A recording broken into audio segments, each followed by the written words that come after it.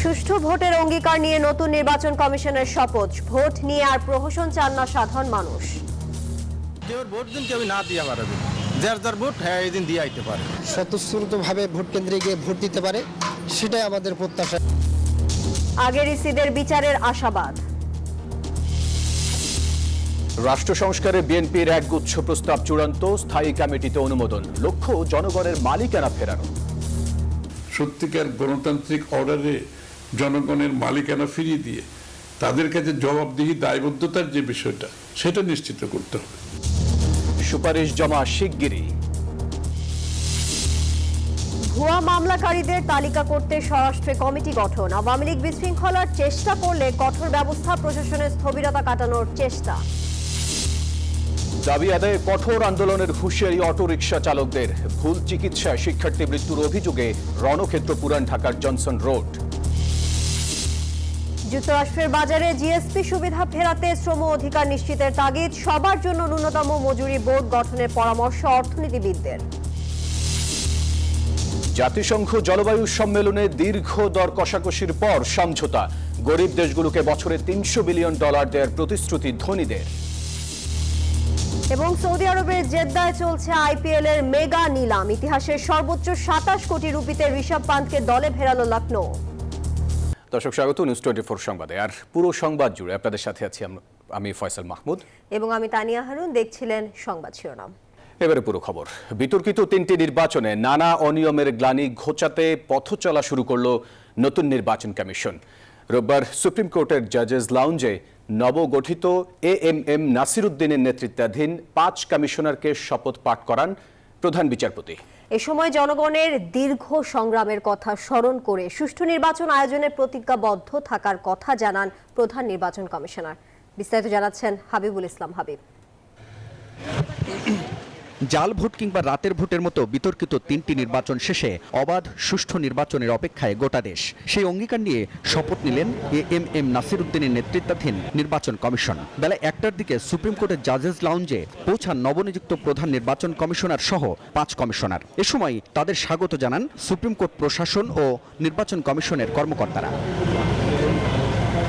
দুপুর 1:30টার দিকে কোরআন তেলাওয়াত ও গীতা পাঠের মধ্য দিয়ে শুরু হয় শপথ অনুষ্ঠান। এরপর প্রথমে প্রধান নির্বাচন কমিশনার এএমএম নাসির উদ্দিনকে শপথ পাঠ করান প্রধান বিচারপতি সৈয়দ রিফাত আহমদ। এরপর একই সাথে 4 নির্বাচন কমিশনারকে শপথ পাঠ করান প্রধান বিচারপতি। আমি বাংলাদেশের প্রতি অকৃত্রিম বিশ্বাস ও আনুগত্য পোষণ করিব। পরে গণমাধ্যমের সাথে কথা বলেন প্রধান নির্বাচন কমিশনার। বলেন সবার সহযোগিতা নিয়ে অবাধ সুষ্ঠু নির্বাচন দিতে প্রতিজ্ঞাবদ্ধ তার কমিশন। বলেন ভোটের জন্য দেশের মানুষ অধীর অপেক্ষায়। কথা বলেন নির্বাচনের তারিখ নিয়েও। ইলেকশন করতে গেলে আমার যে ইয়াঙ্গার জেনারেশন যারা ভোট দেওয়ার জন্য মুখিয়ে আছে বছরের পর বছর, তো তাদেরকে আমার তো ভোটার লিস্টে আনতে হবে। কোথায় কোথায় রিফর্ম দরকার হবে, ইন্টারভেনশন দরকার হবে, সেটা তো আমরা রেডিলি পাবো ইনশাল্লাহ, যেহেতু একটা রিফর্মস কমিশন কাজ করছে ইলেকশন কমিশনকে রিফর্ম করার জন্য। দেশের মানুষ তারা ফ্রি ফেয়ার একটা ইলেকশনের জন্য অনেক সংগ্রাম করেছে, অনেক আন্দোলন করেছে বিগত বছরগুলোতে, এবং অনেকে রক্ত দিয়েছে। আমি তাদেরকে একটা free fair and credible election দেওয়ার জন্য প্রতিশ্রুতিবদ্ধ, and I will do my best for that. বলেন আওয়ামী লীগের নির্বাচনে আসা নিয়ে চলমান বিতর্ক শেষ হলে সিদ্ধান্ত নেওয়া হবে। বহু চ্যালেঞ্জ দেখেছি এবং ইনশাল্লাহ সাকসেসফুলি মোকাবেলা করেছে। চ্যালেঞ্জ মোকাবেলা করার সাহস এবং অভিজ্ঞতা আমার আছে। সুতরাং আমি ইনশাল্লাহ যে কোনো ধরনের চ্যালেঞ্জ আসুক, সংশ্লিষ্ট সবাইকে নিয়ে ইনশাল্লাহ we will overcome those challenges. অনেক বিতর্ক চলছে, বিতর্কটা ফয়সালা হোক, তাহলে আপনারাও দেখতে পাবেন যখন ফয়সালা হবে। গত 21 নভেম্বর ইসি গঠনে সার্চ কমিটির প্রস্তাবিত নামের তালিকা থেকে অবসরপ্রাপ্ত বিচারপতি এএমএম নাসির উদ্দিনকে প্রধান করে নতুন নির্বাচন কমিশনের প্রজ্ঞাপন জারি করে সরকার। এতে অবসরপ্রাপ্ত অতিরিক্ত সচিব মোহাম্মদ আনোয়ারুল ইসলাম সরকার, অবসরপ্রাপ্ত জেলা ও দায়রা জজ আব্দুর রহমান এল মাসুদ, অবসরপ্রাপ্ত যুগ্ম সচিব বেগম তাহমিদা আহমদ এবং অবসরপ্রাপ্ত ব্রিগেডিয়ার জেনারেল আবুল ফজল মোহাম্মদ সানাউল্লাহকে নির্বাচন কমিশনার হিসেবে ঘোষণা করা হয়। হাবিবুল ইসলাম হাবিব, নিউজ 24, ঢাকা। নির্বাচন নিয়ে দেশে আর কোনো প্রহসন চায় না সাধারণ মানুষ। দেখতে চান না 2014-18 কিংবা 2024 সালের মতো একতরফা নির্বাচন। দলীয় প্রভাবমুক্ত থেকে সুষ্ঠু এবং গ্রহণযোগ্য নির্বাচনের মাধ্যমে মানুষের ভোটের অধিকার ফিরিয়ে দেবে নবগঠিত কমিশন, এমনটাই প্রত্যাশা সাধারণ মানুষের। দর্শক, এ নিয়ে একটি রিপোর্ট করেছেন মাজহারুল ইসলাম, ছবি তুলেছেন মোহাম্মদ শাহিন। মৃত মানুষের ভোট দেয়া, দিনের ভোট রাতে হওয়া, জোর করে বিশেষ প্রতীকে ভোট দিতে ভোটারদের বাধ্য করা কিংবা বিরোধী প্রার্থীদের নির্বাচন থেকে সরিয়ে দেয়া, এমনটাই যেন ছিল গেল 15 বছরের নির্বাচনী চিত্র। ফলে হারাতে বসেছিল দেশের নির্বাচনী সংস্কৃতি। প্রধান নির্বাচন কমিশনার দেশের পরিবর্তিত পরিস্থিতিতে নবগঠিত এএমএম নাসিরউদ্দিন কমিশনের কাছে সাধারণ মানুষের প্রত্যাশার যেন শেষ নেই। গেল 3টি জাতীয় নির্বাচন সহ স্থানীয় নির্বাচনগুলোতে ভোট দিতে না পারার আক্ষেপ যে সাধারণ মানুষের ছিল, বর্তমান কমিশন তা দূর করতে পারবে বলে বিশ্বাস করেন বেশিরভাগ মানুষ। কেউ ভোট দিন কেউ না দিয়ে পারবে, যার যার ভোট এই দিন দিয়ে আইতে পারে। জনগণের যেই ভোট দেওয়ার আকাঙ্ক্ষা আছে, ভোট দেওয়ার রাইটস আছে, যে গণতান্ত্রিক অধিকার, সে অধিকার যেন তারা ফিরে পায়। স্বতঃস্ফূর্তভাবে ভোট কেন্দ্রে গিয়ে ভোট দিতে পারে, সেটাই আমাদের প্রত্যাশা। নির্বাচনে অনিয়ম, প্রতিপক্ষের উপর হামলা, বিশেষ প্রার্থীকে ভোট দিতে বাধ্য করার মতো নির্বাচন আর দেখতে চান না সাধারণ মানুষ। গত 3টা নির্বাচন হয়েছে, এই নির্বাচনে আমরাও কোনো ভোট দিতে যাইতে পারি নাই। আমার নিজের ভোটটা দেওয়ার মতো এই সিচুয়েশনটা আমি তৈরি হয় না। বিগত যে নির্বাচনগুলো হয়েছে, এই নির্বাচনগুলোতে আমরা দেখেছি যে জনগণের যে ভোটাধিকার, সেটা জনগণ সঠিকভাবে প্রয়োগ করতে পারেনি। নবগঠিত নির্বাচন কমিশন সংবিধান মেনে এবং দলীয় প্রভাবমুক্ত হয়ে নির্বাচন করে দেশে গণতন্ত্র প্রতিষ্ঠা করবে, এমন প্রত্যাশার কথাও বলেন সাধারণ মানুষ। নতুন যে নির্বাচন কমিশন হয়েছে, তারা খুবই নিরপেক্ষভাবে দায়িত্ব পালন করবে। ভোট কেন্দ্রে যেন মানুষ এসে সুষ্ঠু ভোট দিতে পারে, এটাই তার কাছে আমার প্রত্যাশা। সবাই যেন ওই ভয়টা না পায় যে আমি গেলে আমার উপর ইট পাটকেল ছুড়বে। এই নির্বাচন কমিশন তাদের মেরুদণ্ডকে অবশ্যই শক্ত করে রাখবে এবং এর প্রতিফল হিসেবে আমরা একটা অবাধ, নিরপেক্ষ এবং লেভেল প্লেইং ফিল্ড বলতে আমরা যেটা বুঝি, সেরকম একটা নির্বাচন উপহার দেবে। আমার ভোট আমি দেব, যাকে খুশি তাকে দেব। গেল 15 বছরের নির্বাচন কেন্দ্রিক প্রহসন দুর্বৃত হয়ে দেশে ফিরবে ভোটের আমেজ, এমনটাই প্রত্যাশা যেন সবার। মাজহারুল ইসলাম, নিউজ 24, ঢাকা।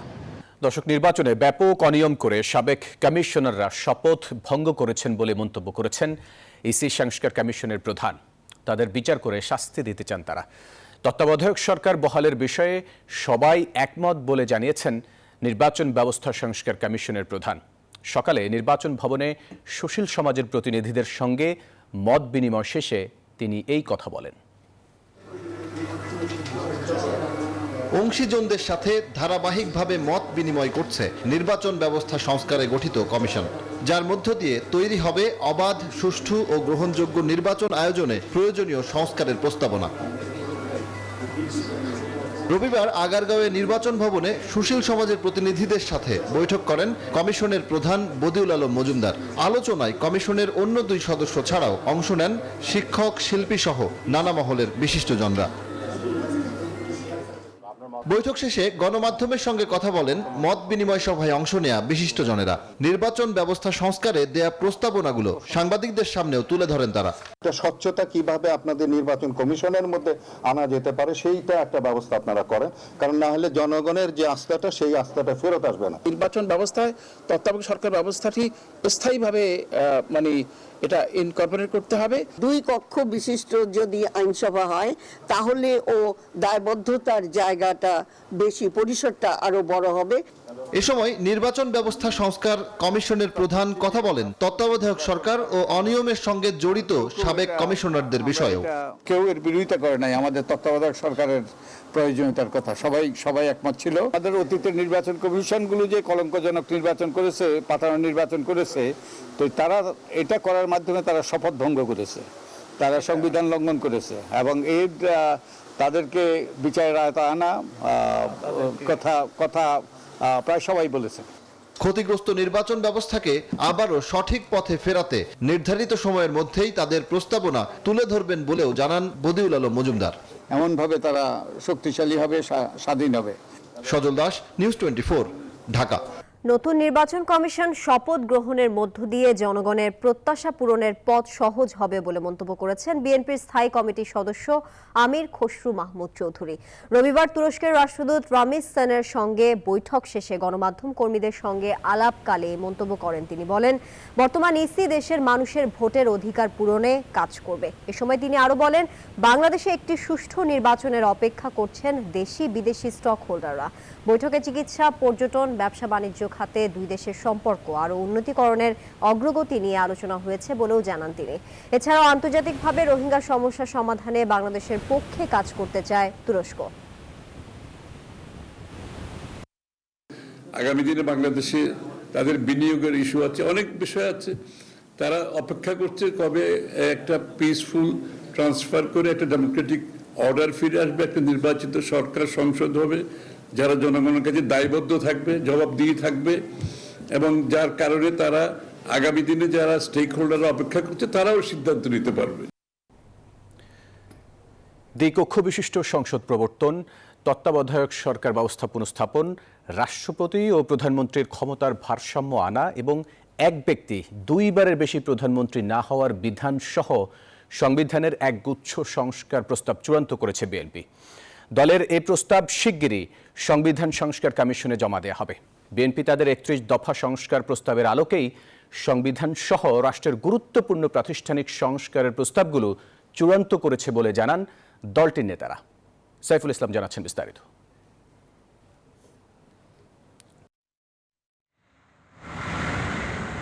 রাষ্ট্র সংস্কারে অন্তর্বর্তী সরকার ১১ সেপ্টেম্বর নির্বাচন ব্যবস্থা, পুলিশ, বিচার বিভাগ, জনপ্রশাসন, সংবিধান ও দুর্নীতি দমন বিষয়ে সংস্কারের জন্য গঠন করে ৬টি কমিশন। ৩১ ডিসেম্বর ৬ কমিশনের প্রতিবেদন জমা দেওয়ার কথা রয়েছে। অন্তর্বর্তী সরকারের আদলে গেল মাসের শুরুতে ৬টি ছায়া কমিশন গঠন করে বিএনপিও। বিএনপি গঠিত ৬টি সংস্কার কমিটির প্রস্তাব প্রায় চূড়ান্ত করেছে দলটি। এর মধ্যে সংবিধান সংস্কারের প্রস্তাব সম্প্রতি বিএনপির স্থায়ী কমিটির বৈঠকে চূড়ান্ত করা হয়। জনগণের মালিকানা জনগণের কাছে ফিরিয়ে দেয়া, দ্বিকক্ষ বিশিষ্ট সংসদ প্রবর্তন, সরকার ও রাষ্ট্রপ্রধানের ক্ষমতার ভারসাম্য প্রতিষ্ঠা করার বিষয়গুলো গুরুত্ব দেওয়া হয়েছে প্রস্তাবনাগুলোতে। দেশটাকে যদি সঠিক পথে আমরা চালাতে না পারি, সত্যিকার গণতান্ত্রিক অর্ডারে জনগণের মালিকানা ফিরিয়ে দিয়ে তাদের কাছে জবাবদিহি, দায়বদ্ধতার যে বিষয়টা, সেটা নিশ্চিত করতে হবে। সংবিধান থেকে তত্ত্বাবধায়ক সরকার ব্যবস্থা বাতিল করে গেল ৩টে নির্বাচনে ভোটের নামে প্রহসন করেছে আওয়ামী লীগ। সংবিধানের দোহাই দিয়ে দলীয় সরকারের অধীনে একতরফা ভোটের আয়োজন করে নির্বাচনী ব্যবস্থাকেও নির্বাসনে পাঠায় ফ্যাসিবাদী শক্তি। তত্ত্বাবধায়ক সরকার বলেন বা নির্বাচনকালীন সরকার বলেন, যে নামেই হোক না কেন, এটা সংবিধানে আসতে হবে, এটা আমাদের প্রস্তাব, এবং এটা দীর্ঘকাল চলতে হবে। তাহলে কিন্তু দুর্নীতি, স্বজনপ্রীতি, তারপরে ফ্যাসিবাদ বা স্বৈরতন্ত্র আর ফিরে আসার সুযোগ নেই। নির্বাচন ব্যবস্থাটা হচ্ছে সবচেয়ে গুরুত্বপূর্ণ, নির্বাচিত সংসদ সরকার হচ্ছে সবচেয়ে গুরুত্বপূর্ণ। যে সমস্যাগুলো বিগত দিনে আমরা একটা দানব সৃষ্টির মাধ্যমে, একটা রেজিম যারা দেশের সবকিছু কেড়ে নিয়েছে, সেটা আগামী দিনে হওয়ার সম্ভাবনা নেই। বিএনপি নেতারা বলেন, ২ বছর আগেই ৬১টি রাজনৈতিক দলের সঙ্গে আলোচনা করে রাষ্ট্র মেরামতে ৩১ দফা ঘোষণা করেছিলেন তারা। এই ৩১ দফার আলোকেই অন্তর্বর্তী সরকার গঠিত সংস্কার কমিশনে সুপারিশ জমা দিতে প্রস্তাব চূড়ান্ত করেছে বিএনপি। ৩১ দফা সংস্কার কর্মসূচি, যেটি এখন জনগণের প্রস্তাব, সেখানে সংবিধানের কথাও লেখা আছে, অর্থের কথাও লেখা আছে, স্বাস্থ্যের কথাও লেখা আছে, কৃষি, শিক্ষা, প্রত্যেকটি বিষয় সেখানে উল্লেখ করা আছে। তারা জানান, শিগগিরই অধ্যাপক আলী রিয়াজের নেতৃত্বাধীন সংবিধান সংস্কার কমিশনে সুপারিশ জমা দেবে বিএনপি। বাংলাদেশে সাইফুল ইসলাম, নিউজ 24, ঢাকা।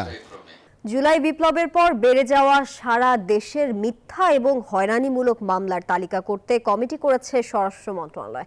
সচিবালয় আইন শৃঙ্খলা সংক্রান্ত উপদেষ্টা পরিষদের বৈঠকে এই সিদ্ধান্ত হয়। স্বরাষ্ট্র উপদেষ্টা জানান, ভুয়া মামলাকারীদের বিরুদ্ধে কঠোর হচ্ছে সরকার। স্বরাষ্ট্র উপদেষ্টা জানান, ১৬ই ডিসেম্বরকে কেন্দ্র করে আওয়ামী লীগ বিশৃঙ্খলা করার চেষ্টা করলে কঠোর ব্যবস্থা নেওয়া হবে।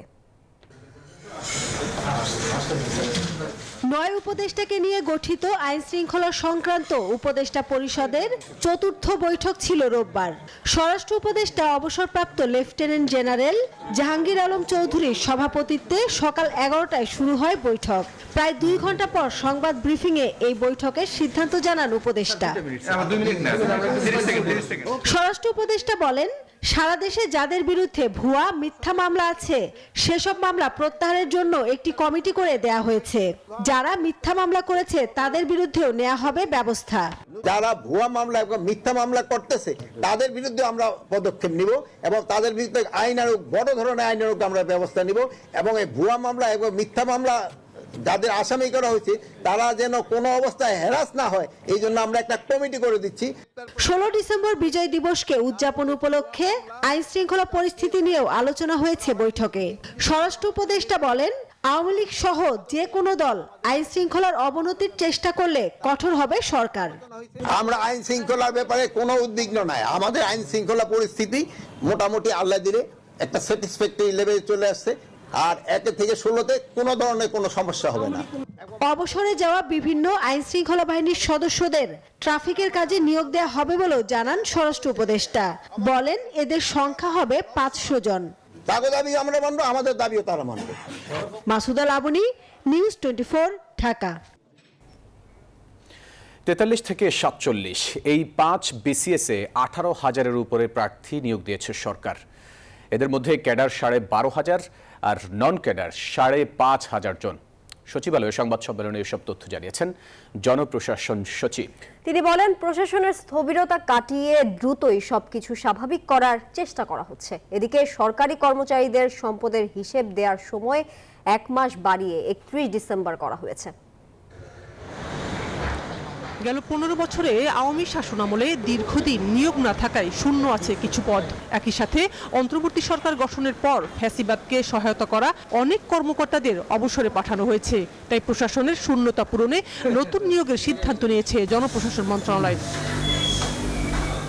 সরকার 43 থেকে 47তম বিসিএসে মোট 18,149 জন প্রার্থী নিয়োগ দেবে। ক্যাডার পদে 43তম বিসিএসে 2,064 জন, 44তমতে 1,710 জন, 45তম বিসিএসে 2,309, 46তমতে 3,140 এবং 47তম বিসিএসে 3,487 জনকে নিয়োগ দেওয়া হবে। নন ক্যাডার পদে 43তম বিসিএস থেকে 642 জন, 44-এ 1,791, 45তম বিসিএসে 1,570, 46-এ 1,111 এবং 47তম বিসিএসে 325 জন সহ ক্যাডার ও নন ক্যাডার পদে 18,149 জনকে নিয়োগ দেওয়া হবে।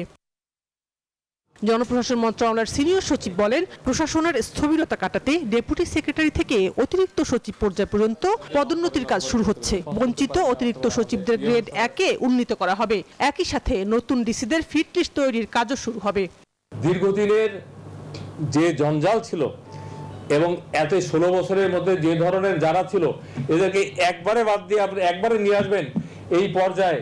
তারপরও করা হয়েছে 16 বছরে 3 প্রমোশন দিয়ে অ্যাডিশনাল সেক্রেটারি, তাদেরকেও সেক্রেটারি করা হয়েছে। আইস ব্রেকিং হচ্ছে, তবে গতি অনেক বেশি সমস্যা নাই।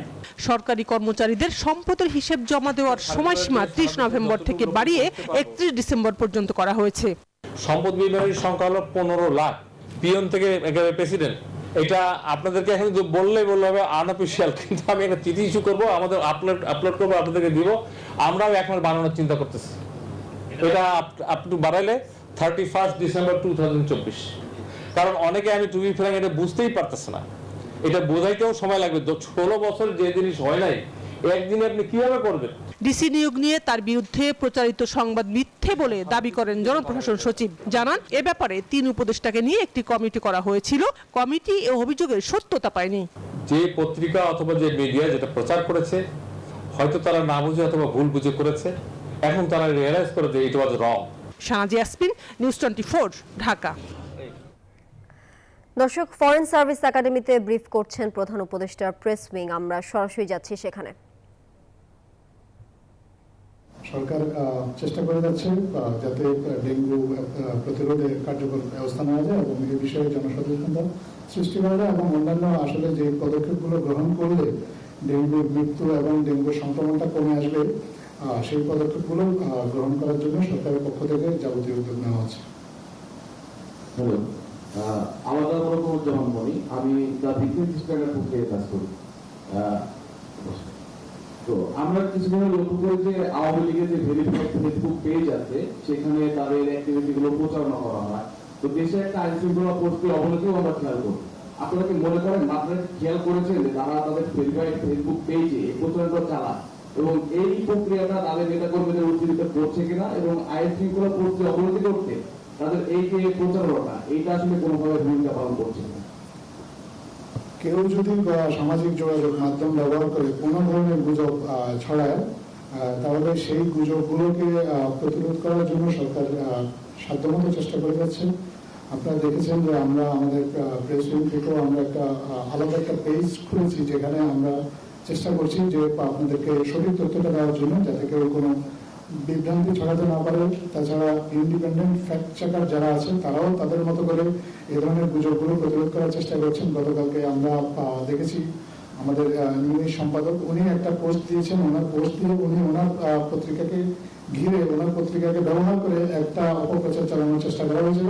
উনি এই বিষয়ে ক্লারিফাই করেছেন। তো আমরা এরকম আশা করব আরো যারা আছেন সমাজের সচেতন যারা আছেন তারা সত্যটা তারা যদি তাদের নজরে আসে তারাও প্রকাশ করবেন তাদের ব্যক্তিগত সামাজিক যোগাযোগ মাধ্যমে যে প্ল্যাটফর্মগুলো আছে সেখানে। এটা আসলে একটা সম্মিলিত প্রয়াস হতে হবে। সরকারের একার পক্ষে এই ধরনের গুজবের সাথে ফাইট করা খুব কঠিন। তবে যদি নাগরিক সমাজের পক্ষ থেকে যদি সহযোগিতা আসে, তাহলে গুজব ছড়িয়ে বা হয়তো আতঙ্ক ছড়িয়ে কেউ আসলে সমাজে কোনো ধরনের অস্থিতিশীলতা সৃষ্টি করতে পারবে না বলে আমরা বিশ্বাস করি। ধন্যবাদ।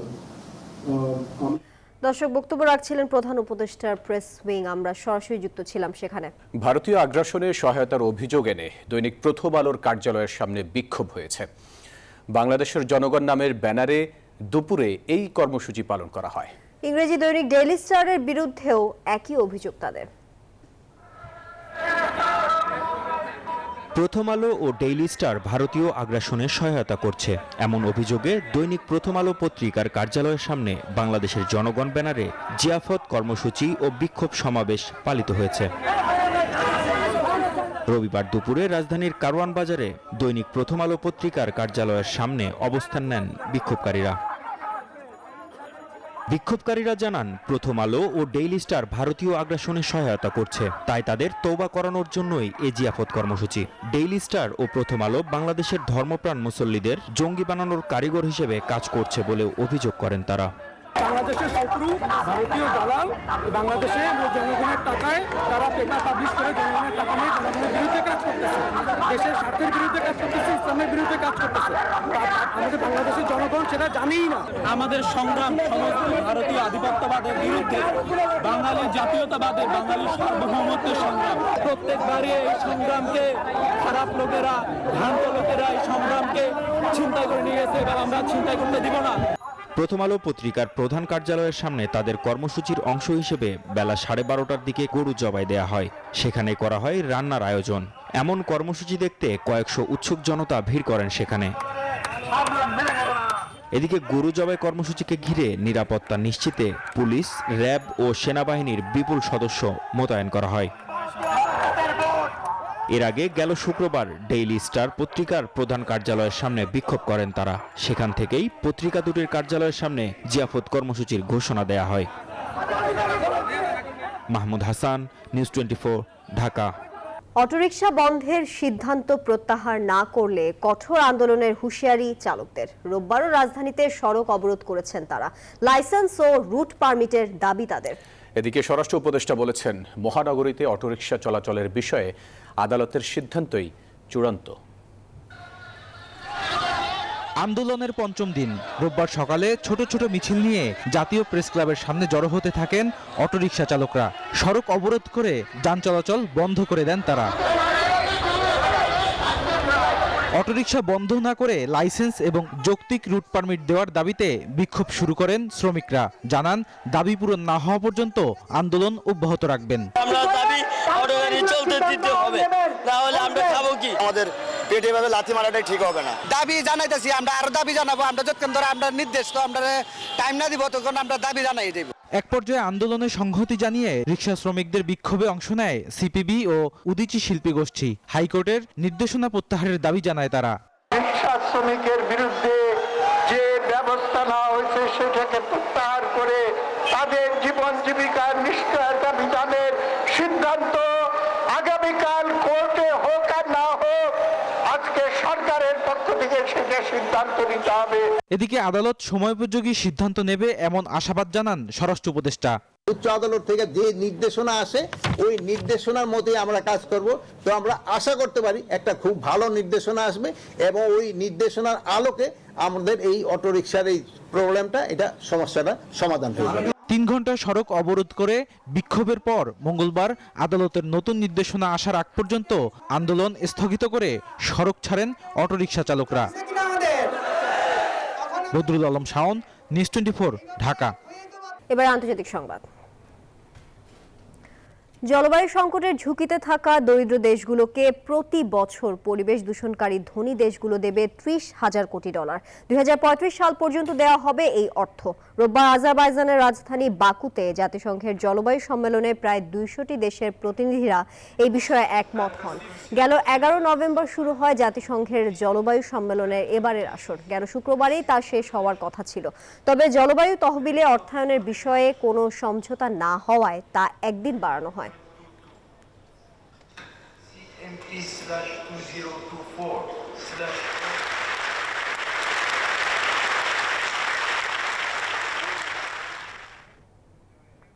এবারে খেলার খবর। আইপিএল ইতিহাসে রেকর্ড পারিশ্রমিকে বিক্রি হয়েছেন ঋষভ পান্থ। 27 কোটি রুপিতে এই উইকেট রক্ষক ব্যাটারকে দলে নিয়েছে লখনৌ সুপার জায়ান্ট। এদিকে 26 কোটি 75 লাখ রুপিতে কলকাতার সাবেক অধিনায়ক শ্রেয়াস আয়ারকে নিয়েছে পাঞ্জাব কিংস। अर्शदीप सिंह के 18 কোটি রুপিতে কিনেছে পাঞ্জাব। 10 কোটি 75 লাখ টাকায় গুজরাতে নাম লিখেছে কাগিসো রাবাদা। মিচেল স্টার্কের দাম উঠেছে 11 কোটি 75 লাখ, তাকে কিনেছে দিল্লি। এখন পর্যন্ত কোনো বাংলাদেশি ক্রিকেটারের নাম ওঠেনি এবারের ড্রাফটে। সৌদি আরবের জেদ্দায় চলছে এবারের নিলাম।